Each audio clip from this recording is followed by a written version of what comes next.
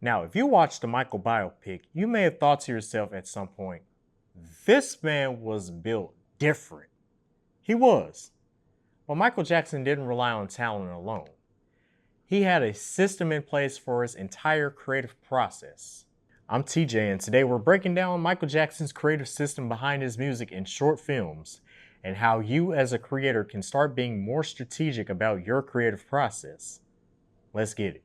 Nowadays, creators are being told to post more and move faster. And some creators have taken that advice and ran with it. They're being told to post every single day, optimizing titles, trying different hooks, and chasing trends left and right. And they're burning themselves out in the process. And what really stuck out to me was, while researching Michael Jackson's process, is that he and Quincy Jones reviewed roughly 700 songs to make Thriller. They recorded 30 and shipped 9. Let that cook for a second. 700 to 30 to 9. Michael Jackson and Quincy Jones were very intentional about making the Thriller album a smash hit. No B-sides was the standard, and every song on that album had to be carefully chosen. And from a creative standpoint, you don't have to publish everything that you make. And I know that goes against all of the guru advice that you probably heard. You're publishing the best, and the rest gets saved for later. And the truth is, that starts way before you pick up the camera or the laptop. It starts with a vision. Now let's take you back to the year 1979. Michael Jackson was 21. He had just finished filming The Wiz, and he finished Off the Wall with Quincy Jones. And he wrote something on the back of a tour itinerary. Here's what he wrote. MJ will be my new name. No more Michael Jackson. I want a whole new character, a whole new look. I should be a totally different person. People should never think of me as the kid who sang ABC or I Want You Back. I should be a new, incredible actor slash singer slash dancer that will shock the world. I will do no interviews. I will be magic. I will be a perfectionist, a researcher, a trainer, a master. I will be better than every great actor roped into one. Michael Jackson treated that as a contract with himself. The first part of his operating system is very simple. What he wrote down wasn't just a feeling. It was documented with very specific outcomes. MJ set a new standard for himself and he executed on it. What people tend to overlook about Michael Jackson is that he was a lifelong student of the game. He studied legends like Fred Astaire, James Brown, Charlie Chaplin, Walt Disney, Bruce Lee, and so on. And this was before he hopped in the studio with Quincy Jones. He was studying the people who built what he wanted to build. And MJ didn't just watch them in admiration. He studied how they moved, how they worked the room, and what made an audience get on their feet. Then he took pieces from each of them and combined it into his own unique persona. And that's the difference between inspiration and study. Inspiration is passive and it fades away. Studying is intentional. You're not watching to feel something. You're watching to extract something. And I want you to notice who's on that list.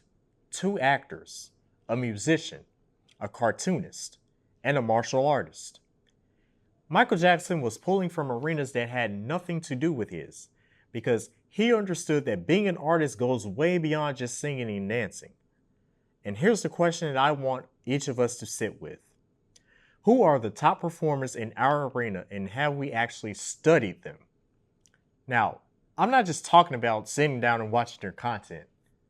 Have we broken down what they do, why it works, and what we can extract and make our own? And that's exactly what I do on this channel with the strategy session.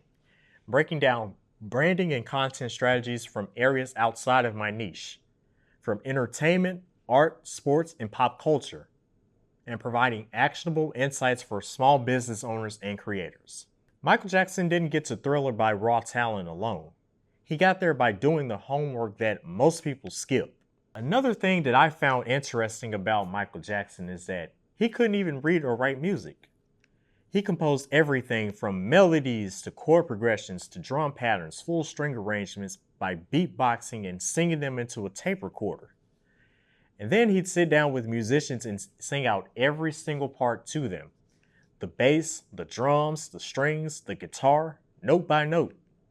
And according to those he had collaborated with, Michael Jackson had perfect pitch and could recall full arrangements that he had created days beforehand. He composed his music with the best tool that he had, his voice. And he used that voice first draft to lead a full production team. Now, the third part of the system, prototype before you produce. It may start out as a voice memo or a draft in your notes. Get the skeleton right before you start adding anything else to it. Every major partnership Michael Jackson had filled a specific gap. With Quincy Jones, he added jazz sophistication and sonic architecture. Michael Jackson needed Off the Wall and Thriller and Bad to cross demographic lines and revolutionize pop music, and Quincy was the right man for the job. For his next album, he brought in Teddy Riley. Michael Jackson wanted Dangerous to have a new sound, specifically New Jack Swing, the sound of younger black audiences from the late 80s to early 90s, and that's where Teddy Riley came in. He brought in John Singleton for Remember the Time, and John Singleton was a black screenwriter and director, fresh off of Boys in the Hood.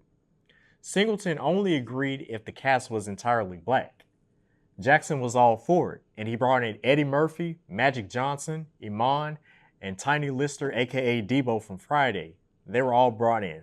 Now we move on to Mark Romanek for Scream, which was Michael Jackson's most expensive video ever made, coming in at a whopping $7 million. And the most interesting thing about this video is Michael Jackson didn't even create the concept for this video, which was unusual for him. None of these happened randomly. Each one was a gap analysis. What can't you do yourself? And who is the best alive at that specific thing? And how do you get them in the room? And that's the fourth part of the system. If you are able to, bring in collaborators. Write down the gap and find the person who is most capable of filling it. I briefly mentioned at the beginning of this video, no B-sides was the standard. Here's what I mean by that. And it's not just cut the weak tracks out. Your quality control filter needs to be specific enough to be applied consistently. Not does this feel or look good, but does this pass the test that you defined at the start? What is your standard for quality? Jot that down and make sure that every piece of content passes through that filter. And what happens when you have all 5 of these running at once? You get Thriller. 70 million copies, 7 singles, and 37 weeks at #1. And that Thriller album is still trending to this day. I believe Billie Jean is at #1 as of the time of filming this video. It's the #1 song out on Spotify, surpassing the likes of Taylor Swift and Sabrina Carpenter and Bad Bunny. Modern artist.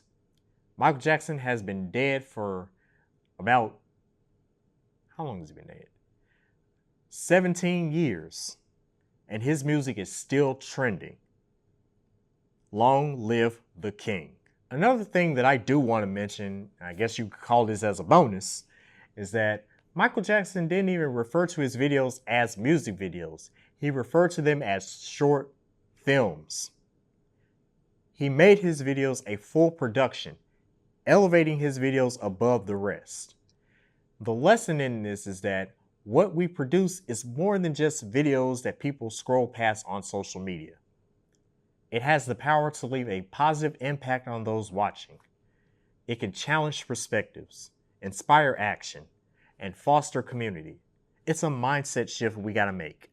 And nowadays, I don't even see myself as a content creator anymore. I am a creative strategist.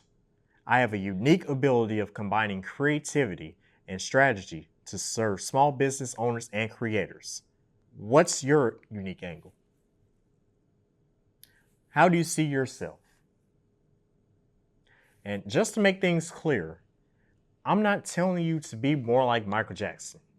No one can be like Michael Jackson, but we can be the best version of ourselves. The lesson is that creating content isn't just about hitting record, it's a whole system behind it. Writing the vision, studying the masters, prototyping, collaborating, filtering. Too many times we overthink our content and we don't move forward with execution. And if this is the way that you want to think about your creative work, hit that subscribe button. That's the kind of breakdowns that you will see on this channel. And if you want to go deeper on turning your own process into your own intellectual property, I got a video coming on that exact topic very soon. And if no one else told you, you matter and you were put on this earth to be great.